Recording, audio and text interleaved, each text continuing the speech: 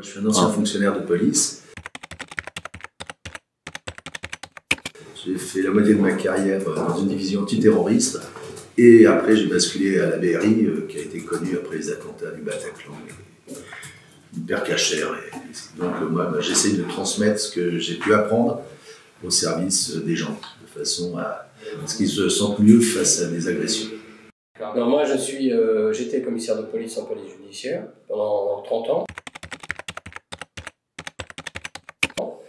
Et voilà, j'ai terminé ma carrière à l'inspection de la police nationale où j'ai eu à traiter, dans le cadre d'une cellule très particulière, des problèmes de fonctionnaires de police radicalisés. Donc, malheureusement, on a eu un bel exemple avec Michael Harpon lors de l'attentat de la préfecture de police il y a quelques mois.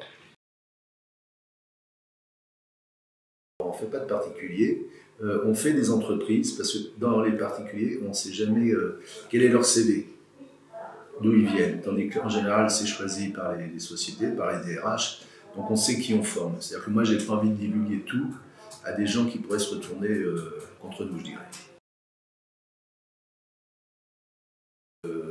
Oui, on a quand même pas mal de travail. C'est un phénomène de société qui s'accentue. Hein, l'agressivité, on la retrouve partout. Phénomène de société, d'après moi. Les gens sont de plus en plus hargneux, vindicatifs. Donc, il faut essayer de désamorcer la crise. Donc, effectivement, ça va des supermarchés, à des sociétés de sécurité, à des théâtres, enfin partout. Ouais, en fait, on a tous constaté que les rapports de violence dans les rapports interpersonnels se multiplient actuellement, mais c'est en train de se transposer même au sein des entreprises. Et entre les salariés des entreprises et les clients ou potentiels acheteurs. Enfin. C'est un problème d'éducation, ça. Voilà, problème d'éducation. Alors on peut anticiper, c'est-à-dire qu'on peut décrypter à quel moment ça va déraper, je dirais. Donc c'est presque de la négociation, mais c'est pas de la négociation commerciale, c'est de la négociation dans l'agressivité ou dans la violence. Donc c'est important de comprendre le phénomène et de décrypter le comportement humain. La régression comportementale, le triangle de Karpman et la gestion du stress. La régression comportementale, en gros, c'est dans un dialogue, à quel moment ça va déraper. Jusqu'où on peut aller avant un échange de coups, par exemple, puisqu'on voit qu'il y a plein de gens qui arrivent à se battre avec une incivilité au départ, hein, un pas bonjour, et ça dérape. Donc c'est sur la régression comportementale, il y a une échelle, et on peut décrypter, et il y a le langage qu'il faut adopter, sans rentrer dans les détails, mais les questions fermées plutôt que les questions ouvertes. Voilà, c'est ça la première chose. Le triangle de Karpman, c'est d'être factuel, ne jamais faire entrer de sentiments face à une gestion de crise. Ça, c'est important. Puis la gestion du stress, c'est décrypter notre comportement. À quel moment on perd pied. Et donc, pour lutter contre ça, il faut le décrypter et travailler dessus. On a tout. J'ai fait beaucoup de centres commerciaux Leclerc. J'ai fait des sociétés de sécurité. Là, on vient d'une usine qui travaille dans un environnement Céveso.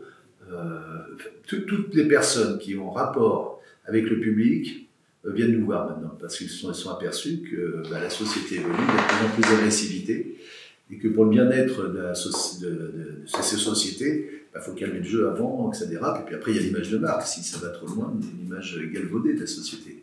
Donc c'est tout le monde a un intérêt, aussi bien le dirigeant d'entreprise que le salarié, pour qu'il soit bien au travail, parce qu'un salarié qui a été agressé, tout ça, s'il fait de la dépression, c'est pas très bon pour la société. Et je pense qu'il y a une demande qui remonte même des collaborateurs, qui se retrouvent face à des situations stressantes qu'ils n'ont pas connues il y a 20 ans.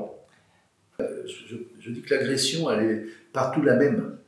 C'est partout la même. C'est-à-dire que ça ne s'adresse pas à un cœur de métier. Celui qui va déraper dans un hôpital peut très bien déraper à la Poste, déraper chez Leclerc, déraper partout.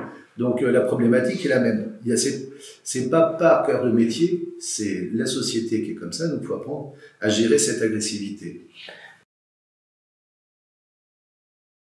On pourrait, ne serait-ce que sur le langage des mots barbelés, ce qu'on appelle les mots barbelés, à pas employer, mais c'est vrai que c'est pas tout à fait la même chose. Le rapport de face à face plutôt qu'un rapport téléphonique.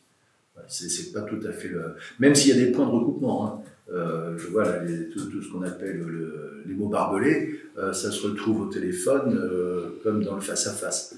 Donc effectivement, il y a des points de commun, mais tout, on ne va pas apprendre à quelqu'un à fuir, par exemple, parce qu'il est au téléphone. Voilà. Mais par exemple, il peut peut-être décrypter... Raccrocher. Voilà, voilà, on peut dire ça comme ça.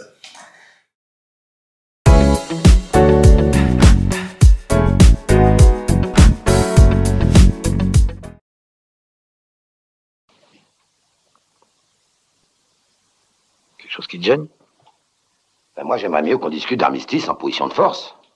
Et sans aller jusqu'à le buter, on pourrait quand même lui filer le traxir au colonel, non? Oui, ben c'est pas en lui filant comme tu le traxir que Gandhi a possédé les Anglais.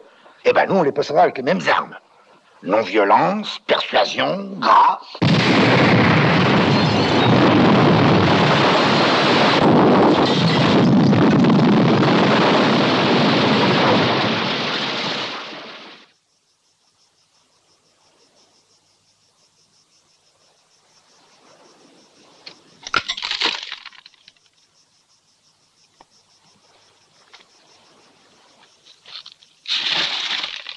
Alors qu'est-ce qu'on fait?